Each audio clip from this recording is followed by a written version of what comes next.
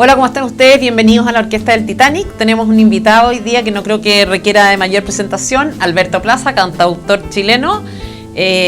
Últimamente ha hecho mucha noticia por polémicas o pseudo polémicas de los medios de comunicación y lo vamos a entrevistar hoy día. Así que gracias, Alberto. Gracias, Tere. Muy feliz de estar aquí compartiendo contigo. Me encanta una conversación abierta. Alberto, tú eres calificado hoy día como una persona de ultraderecha por quienes están interesados, digamos, en acorralar a las personas de pensamiento más cercano a la derecha en una categoría que sea repulsiva o que genere rechazo. ¿Qué dices tú al respecto? Bueno, es parte de la estrategia que siguen algunos de anular a la persona más que al argumento, porque nos hemos acostumbrado a que la dinámica comunicacional se está basando mucho en atacar a la persona y no ir al argumento o conversar sobre y debatir temas que se ponen sobre la mesa en donde se entiende que cada uno tiene una posición diferente y es respetable. Yo no me hago mucho problema con eso. ¿Pero tú dirías, soy una persona de derecha? Es que a mí me cuesta... Yo te conocía como o te tenía identificado hace algunos años al menos como una persona más bien de centro izquierda. Es que yo históricamente he sido de centro izquierda. Yo estaba en contra de la dictadura de Pinochet, yo voté que no por Pinochet, yo voté por todos los gobiernos de la Concertación. ¿Incluía a Michelle Bachelet? Incluía a Michelle Bachelet en el primer gobierno. Después fui fui variando mi pensamiento hacia más el centro y hoy día yo estoy más hacia la derecha, pero para saber si uno es de derecha o de izquierda, sería bueno que a uno le pregunten cosas sobre economía o sobre temas valóricos y morales y ahí sabe dónde se va a instalar, porque por ejemplo yo soy bastante conservador en temas valóricos. Estoy en contra del aborto, estoy en contra del matrimonio homosexual, pero en temas económicos me gusta la libertad del individuo. Entonces, y me gusta, pienso que puedo tener un pensamiento más de centro-derecha, pero no extrema-derecha, eso no es así. Tú siempre, eres conocido justamente como cantante y como una persona más bien afable, de carácter, de temperamento. Tus mismas canciones son alegres en general, sí. Buscan la unidad. Buscan la unidad. Y esto de estar de repente en medio de la polémica, en medio de ataques, de insultos, ¿cómo te repercute a ti en lo personal? Porque no es lo que has recibido en general, son aplausos, sí, felicitaciones, sí, cariño. Es verdad. Fíjate que yo creo, Tere, que cuando uno toma responsabilidad por algo y decide actuar, va a haber consecuencias. Yo estoy dispuesto a asumir esas consecuencias. De hecho, las estoy enfrentando, pero no me afecta. No afecta mi convicción ni mi decisión de actuar. Cuando tú cambias el orden existente de alguna forma, las partículas que están ahí se desordenan, saltan. Entonces, si tú vienes a decir algo que altera lo que estaba, salta y hay gente que se siente tocada, que agrede, hay mucha gente que está en una condición muy baja, tanto moral como ética, que va a saltar. Hay otra gente que va a apoyar. Afortunadamente es muchísima más la gente que me apoya que la gente que... ¿Y no te da miedo perder por el área más profesional, tradicional tuya, digamos, perder en lo musical, en lo profesional desde ese punto de vista por opiniones políticas que teóricamente son confrontacionales? En realidad es una posición, nomás no es de por sí confrontacional, pero te lo plantean así. Sí, no me da miedo, no. De hecho, lo hice y lo hago sin ningún miedo, porque yo sí tendría miedo de traicionarme a mí mismo. Eso sí tengo miedo. Pero como no lo hago, mantengo la integridad con mis convicciones, aunque eso signifique muchas veces perder una parte del público. Y esto también dentro de las críticas que yo he leído hacia tu persona está el de es cienciólogo, así se dice, ¿no? Cienciólogo. Eso más que una crítica es una alabanza. Sí, este gallo se volvió loco, este gallo es, qué sé yo, medio esotérico, está en este mundo que es muy desconocido para los chilenos, qué sé yo. ¿Tú ¿Qué dice al respecto? ¿Qué puedes como brevemente explicarnos al respecto? Eso es producto del desconocimiento y de la ignorancia de qué es la cienciología. La cienciología, yo mismo cuando no la conocía y cuando conocía a gente que son cienciólogos y me pareció gente muy buena, gente muy cuerda, con familias muy lindas, con carreras muy exitosas, gente ética. Yo dije, yo quiero ser así. Y entonces fui a conocer la central de cienciología, la organización central ahí en Clearwater, cerca de Tampa, y me encontré con gente sana, cuerda, ¿En qué consiste esto? Si tú tuvieras que explicarme rápidamente. Cienciología abarca un abanico tan amplio de actividades del ser humano que cuesta mucho decir en qué consiste en particular, pero si yo tuviera que resumirlo de alguna forma, Scientology te ayuda a encontrar las herramientas adecuadas para ser feliz en esta vida a través de la ética, a través de una vida íntegra que te permite andar por la vida con las puertas y los techos abiertos, que no tengas nada que ocultar, porque eso te permite el mayor potencial de supervivencia. Esto es como una metodología, un instrumento. Se estudian muchas cosas distintas. Te voy a poner solamente algunas áreas en las que cienciología trabaja. Bueno, una es el área personal, donde uno hace un crecimiento espiritual muy profundo. No religioso. Es una religión. Es una religión que no reniega ni está en contra de ninguna religión. De hecho, hay cienciólogos musulmanes, budistas, católicos, judíos. Ahí donde tú y yo hay gente de todas las religiones. ¿Y en qué sentido sería religión? En el sentido de que es un grupo humano que comparte una visión espiritual del ser humano, la misma visión espiritual, en el sentido de que comparten ciertas actividades que son comunes, como por ejemplo, tú puedes bautizar a un niño por cienciología.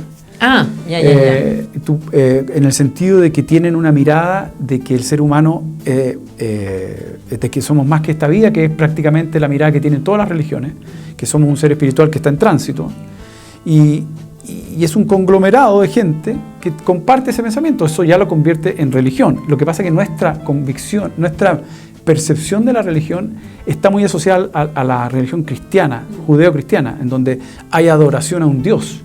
Y en cienciología no hay adoración a ningún Dios, es simplemente... ¿Hay ateos cientólogos, cienciólogos? Hay ateos cienciólogos. Hay ateos cienciólogos. Hay de todo, como te digo, todas las religiones. De hecho, cienciología organiza todos los años convenciones con líderes religiosos de muchas religiones distintas. Yo he cantado en convenciones donde hay pastores, hay obispos ortodoxos, monjes budistas, obispos católicos, de todo. ¿Cómo se llaman los judíos? Rabinos. En fin, no compite ni está en contra de ninguna religión, sobre todo, al contrario, respeta las creencias religiosas de toda la gente. Ahora, en el fondo, no hay la creencia en un Dios, o por lo menos no es parte de esta religión. No hay adoración a ningún Dios. Puede estar o sea, puede haber un ateo cienciólogo. Sí, claro que sí. Ya, perfecto. Cualquier persona puede ser cienciólogo. Todo lo que hace cienciología es que te toma y te lleva a la máxima potencia que tú puedes tener. Y se estudia de todo. Y te voy a poner algunos ejemplos de actividades de organizaciones que son derivadas de cienciología. Una es el área de la educación. Hay colegios de cienciología que se aplica a la tecnología de cienciología, en donde las estadísticas de resultados de los alumnos están pero absolutamente por sobre la estadística de la media del país en Estados Unidos. Hay un área completa en administración de empresas, en donde se da tecnología de cienciología para administrar empresas y los resultados son exitosísimos. Hay otra área que tiene que ver con el manejo de las catástrofes. Por ejemplo, en las Torres Gemelas, a la zona cero se admitió la entrada de la Cruz Roja, de la policía, de los bomberos y de los ministros voluntarios de cienciología, porque los ministros voluntarios tienen técnicas de recuperación de gente en estado de shock. Entonces entraron ahí, y reconocido por el director de la policía y los bomberos. Si no hubiera sido por los ministros de cienciología, hubiera sido prácticamente imposible hacer lo que hicieron. Interesante. Sí. Ahora, yendo al mundo, a la contingencia política, José Antonio Kast te mencionó como alguien que le gustaría que tú... también. Sí. Sí, pero tú sabes. Tú ya tiraste para el corte. Te mencionó como un eventual posible candidato, como alguien que le gustaría que estuviera en el Congreso. Pero tú vives en Estados Unidos, ¿qué opinas de esta propuesta? Bueno, primero a mí me parece que José Antonio Kast tiene una postura frente a la vida que yo comparto mucho. Su pensamiento, su visión de país es una visión que está alineada con lo que yo pienso. Me parece que es un hombre honesto y que quiere el bien del país. Y su mirada es una mirada que desde mi punto de vista es cuerda. Y el hecho que yo... Pero ¿sí o no? La idea de participar yo en este momento está difícil porque vivo en Estados Unidos y requiere de todo un tema familiar que no es fácil. Entonces estoy evaluándolo, no lo he descartado. Es una respuesta muy política esa. No lo he descartado, está difícil, ¿ah? Es que no te puedo decir sí o no, porque no tengo esa respuesta. No está descartado en todo caso. No está descartado. Yo suelo responder sí o no, pero hoy no es así la respuesta. Porque... Ahora, si tú tuvieras que resumir en el fondo ya tu pensamiento político, ya tú dices, estoy bastante de acuerdo con José Antonio Kast y qué sé yo, soy liberal en lo económico, si tuvieras como que precisar un poquito más, ¿cuáles son las cosas en que tú crees? Yo comparto su visión sobre, por ejemplo, el rol que tiene que ejercer un gobernante y un poder ejecutivo en temas de seguridad, en temas de control de la delincuencia, en temas de control del terrorismo en la Araucanía, en temas de control del narcotráfico. Creo que ahí falta una mano. Me gustaría que hicieras una comparación, pero tú vivías en Estados Unidos, un lugar donde la policía tiene un apoyo y una fuerza increíble y sin embargo hay mucho respeto a la libertad al mismo tiempo. A ver, en Estados Unidos la policía tiene una autoridad increíble, o sea, tú no le vas a poder pegar a un policía como aquí ocurre. Eso no existe, ni va a existir. El policía te cae encima, te pega 20 palos en la cabeza y después te va a preguntar cómo te sientes o qué estabas haciendo, porque la autoridad es un concepto que se respeta mucho. Evidentemente hay casos en Estados Unidos de violencia excesiva y que pagan las consecuencias y que salen con gran escándalo. Pero en la mayoría de los casos, o sea, prácticamente el 100% de los casos o un poco menos, la policía actúa con la debida energía para repeler o contener actos de violencia. Ahora, tampoco tienen las libertades o facultades que tienen acá carabineros, en algún sentido, ¿no? Tú me decías, por ejemplo, que tampoco te pueden parar en la calle si es que tú no estás haciendo nada para... No, por ejemplo, no existen los controles carreteros, eso que existen acá, o que te paran en el auto y por si acaso, tú tienes que haber hecho algo para que te paren. Yo hice un viaje prácticamente por la mitad de Estados Unidos, desde Florida hasta Chicago arriba y después de Chicago a Nueva York y de Nueva York para abajo. Manejamos, no sé, 4.000 millas, que son como 6.000 kilómetros. Nunca nos paró un policía, porque uno es libre. Ahí se parte de la base de que tú eres una buena persona. O sea, esa es la premisa básica. Si es que te equivocas, te va a caer la ley encima. O sea, más que equivocar, si cometes un acto de delicción contra la ley, delictivo contra la ley, eso te va a caer encima. O sea, mucha libertad y muy fuertes sanciones en caso de que tú hagas algo que no corresponde. Sí. José Antonio Kast ha sido, en ese sentido, ha propuesto algunas medidas o iniciativas que reducen un poco los espacios de libertad. ¿Cómo cuáles? Por ejemplo, la de los niños, que haya un cierto control sobre el tránsito de niños menores de 14. En Estados Unidos existe. Hay lugares en Estados Unidos donde los niños no pueden circular a ciertas horas. No es algo tan extraño, porque lo que se quiere, ¿cuál es el propósito? ¿Qué queremos hacer? Si ahí es donde está todo. Cuando uno dice, no, que se están quitando la libertad. A ver, ¿cuál es el propósito? Queremos proteger a nuestros niños. Entonces, ¿cómo lo vamos a hacer? Es una opción, por ejemplo, hacer que ellos estén en sus casas al resguardo de sus padres a cierta hora. Es una opción. Capaz de que tú no puedes legitimar, desde mi punto de vista, es una opinión, pero tú no puedes legitimar o deslegitimar una medida simplemente por el objetivo que esa medida persigue. puedes tener, digamos, muchas cosas malas se han hecho con buenas intenciones, ¿no? Muchas malas políticas públicas nacen de la buena intención. Entonces, de repente hay una cosa también como de principio, ¿no? De en qué momento limitamos la libertad. La libertad es obvio que no puede ser absoluta, digamos, o infinita o sin límites, es obvio eso. No. Pero hay una cosa de principios, independiente del objetivo o que se persiga, que se busque, ¿o no? Sí, pero tú dijiste una cosa, tú dices, no porque no puedes legitimar por el objetivo que tenga. Yo creo que el objetivo es lo que, a ver, no es el fin justifica los medios esto. Esto es, ¿queremos seguridad para nuestros niños? Sí. ¿Qué pasa, por ejemplo, si mandamos a un hijo a una fiesta y de repente ese hijo se va con unos compañeros a no sé a dónde y anda en la noche suelto sin que uno lo sepa? Porque la gente argumenta que para eso están los padres, para preocuparse de que a dónde salen los niños. No, pero el niño se puede salir de la fiesta e ir a andar en la calle. Entonces, nos gustaría que los carabineros nos ayudaran a que si nosotros perdemos de alguna forma el control y se van los cabros a hacer cualquier cosa por ahí, ojalá que nos ayuden y nos manden para la casa. Eso es... Mirado por otro lado, ¿por qué puede ser malo que nos ayuden los carabineros en eso? O sea, ¿por qué puede ser malo que los carabineros... No, a mí me produce un rechazo visceral. Bueno, la idea, digamos, de que se me prohíban hacer cosas que son en sí mismas legítimas. Sí. ¿Te fijas? Entiendo que de repente puede haber cierta... digo, es un rechazo a priori, no he pensado mucho en el tema, no he estudiado el asunto. Claramente no vivo en un sector en el cual la gente está amenazada. Esto apunta también a niños, entre comillas, adolescentes que cometen delitos. Sí. Va más por el lado de cuidar a las personas de estos adolescentes que por el lado de cuidar a los adolescentes. Sí.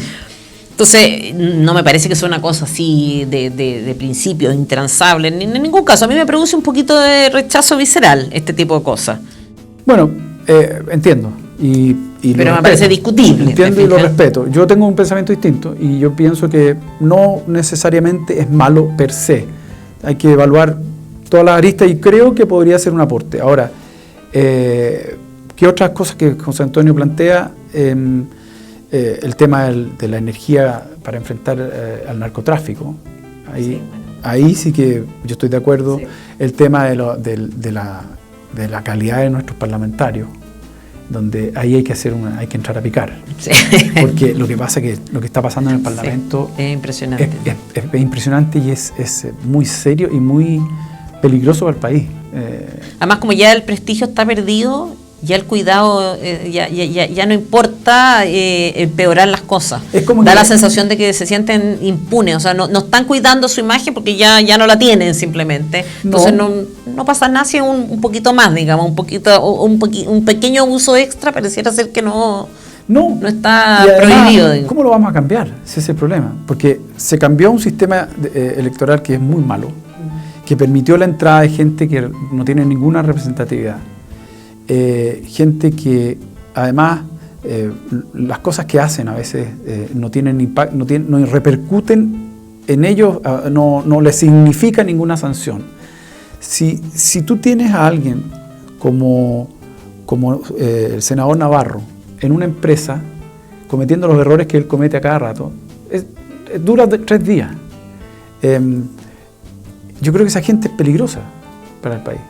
Es delicado que tengamos gente así en el... Acá hay muy poca, yo no sé qué opinan, si hace un comparativo con Estados Unidos o el mundo en general, ¿no? Una especie de que todo es gratis.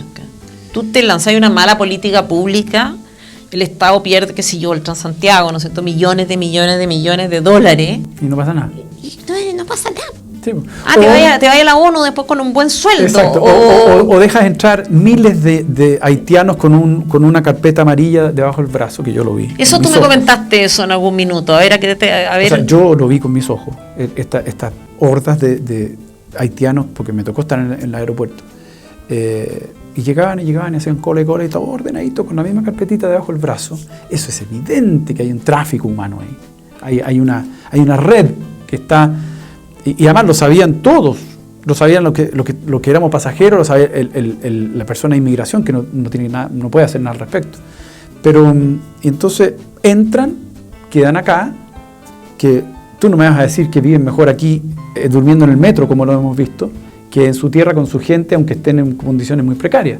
No tienen el idioma, no tienen la cultura, no tienen recursos económicos. ¿Y cómo te lo explicas? Porque está bien, no ha habido investigación, no hay antecedentes, no hay posibilidad de dar una explicación cierta, segura, confirmada, pero una hipótesis. No, es que en el terreno de las hipótesis uno puede elaborar cualquiera, pero a mí me suena a que puede ser muy rentable políticamente dejar entrar gente que en el futuro pueda votar por los que los dejaron entrar, porque van a tener derecho a voto. Pero pasa bastante tiempo antes que tú tengas derecho a voto. Pero están trabajando a largo plazo. Es un trabajo a largo plazo. ¿De qué otra forma Yo creo que esto te reporta dividendos de más corto plazo a niveles de organismos internacionales. Dentro de las políticas de la ONU, por ejemplo, este tipo de cosas está súper bien visto. Esto de que tú dejas entrar sin ningún requisito, ofreces toda clase de garantías a cambio de ninguna responsabilidad. Está dentro de las políticas de la ONU. Sí. Y creo que en la medida que tú como presidente o autoridad implementas o le das el gusto en el fondo a estos organismos internacionales, estos organismos internacionales después te reconocen y te premian de alguna manera. Como de hecho ocurrió. No sé, sí. Es todo una hipótesis. Bueno, todos estamos en el terreno de la hipótesis. Los hechos es que dejaron entrar de manera absolutamente irregular a miles de personas. Yo soy un inmigrante. Por lo tanto, yo no puedo estar en contra de la inmigración. Yo vivo en Estados Unidos hace 17 años. Entonces, sería muy extraño que yo esté en contra de la inmigración. Yo estoy a favor de la inmigración, siempre y cuando sea inmigración controlada, ordenada, con las debidas condiciones que se le debe ofrecer a una persona que llega a vivir a tu casa. O sea, tú vas a aceptar a tu casa... Y exigencias. Y exigencias. Para yo llegar a Estados Unidos a vivir, se me exigieron muchas cosas. Y yo tuve que cumplir con requisitos que el gobierno de los Estados Unidos pone, porque el gobierno me abre las puertas, me dice, bienvenido, esta es su casa ahora. Entonces, le vamos a exigir que usted tenga un comportamiento aquí, tenga recursos suficientes, genere recursos, para que no sea una carga para nosotros. Es que en el fondo, claro, en el momento, en Estados Unidos hubo un gran periodo de tiempo que la inmigración era totalmente libre, fronteras abiertas 100%, pero era en épocas en las cuales no existía nada parecido a la seguridad social o un estado de bienestar. Entonces tú podías llegar, pero digamos, tenías que cumplir las normas, las reglas, las leyes, y paremos a contar. En el minuto en que allá hay seguridad social, en que tú vas a demandar salud pública, educación pública, vivienda, etcétera, todas estas cosas, ya inmediatamente hay que ponerle un límite externo en el fondo a la inmigración, porque aunque a la izquierda no le guste, hay que ser realista, las necesidades son infinitas y los recursos son escasos. Sí, totalmente, y además, en un país como el nuestro, que no es un país rico, tú tienes una limitada capacidad de abastecer a toda la gente que está ahí. De hecho, ni siquiera siendo nosotros, los que estamos acá, los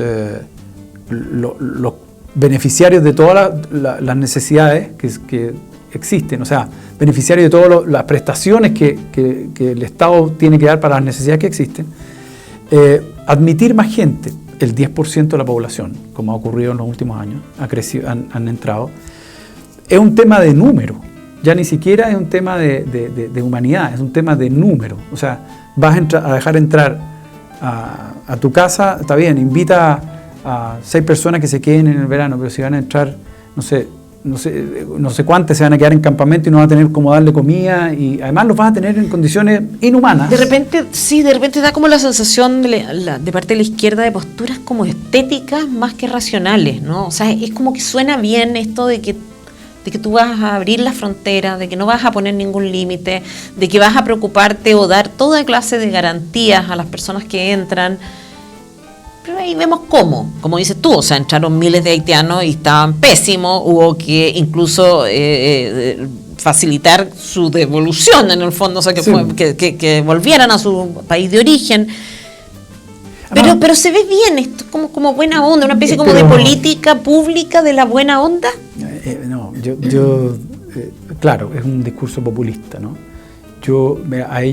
A muchos les prometían cosas, como por ejemplo, les prometían hasta casa. El alcalde de Estación Central decía que llegaban los haitianos a su oficina a buscar la casa que le habían prometido cuando salieron de Haití. Entonces venían a decir, bueno, ¿dónde tenemos que ir a firmar? Digamos. Son mentiras, son tráficos humanos con mentiras. Ahora, líneas aéreas.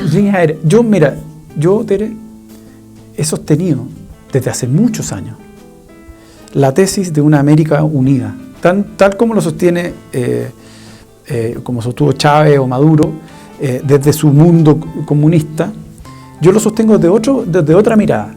Si tú te fijas, Estados Unidos, en un momento de su historia, se llama Estados Unidos. Unió todos los estados, que son como países chicos, unió todos los estados, una potencia mundial. El bloque asiático también se hizo un bloque asiático y unieron fuerzas. Europa hizo una comunidad económica donde tuvieron 2 guerras mundiales y hoy no tienen fronteras y tienen moneda común.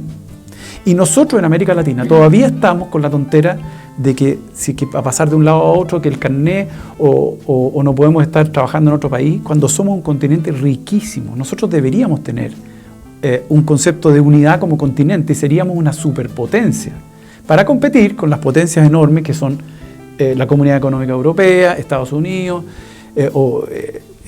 y Asia, ¿no? ¿Cuál sería la diferencia con este globalismo de izquierda? Entonces, ¿no? a lo que digo es que yo no estoy en contra de la migración natural, o sea, del compartir, porque además tenemos un idioma común que nos da ventaja sobre los europeos. Yo no estoy en contra de que la gente transite dentro de los países, pero si lo lográramos hacer de una manera coordinada y conjunta, en donde pudiéramos movernos libremente y poder trabajar donde quisiéramos. Pero ¿cuál sería la diferencia entre esta visión, este bloque único, ¿no es cierto?, que pudiera hacerse más fuerte en definitiva, respecto de este globalismo de izquierda? A ver, el globalismo de izquierda tiene como propósito el poder y el control. El poder y el totalitarismo, que es un poco distinto. No es lo mismo que la libertad de movimiento y la libertad de acción y la libertad de emprendimiento. El comunismo tiene como uno de sus modus operandi el totalitarismo y la imposición de una ideología y de una manera de comportarse y de hacer sociedad. Ahí hay una gran diferencia. A propósito de eso, de comunismo, ¿tú crees que haya un auge en este momento, una especie de resucitación del comunismo? Yo pienso que nos movemos siempre un poco, nos movemos como péndulos o como balancines, que están bastante desprestigiados los regímenes comunistas por los resultados, ¿no? Maduro le hace un flaco favor al comunismo, como se lo han hecho todos los líderes comunismo a lo largo de la historia comunista. No siento que haya ese resurgimiento, pero sí...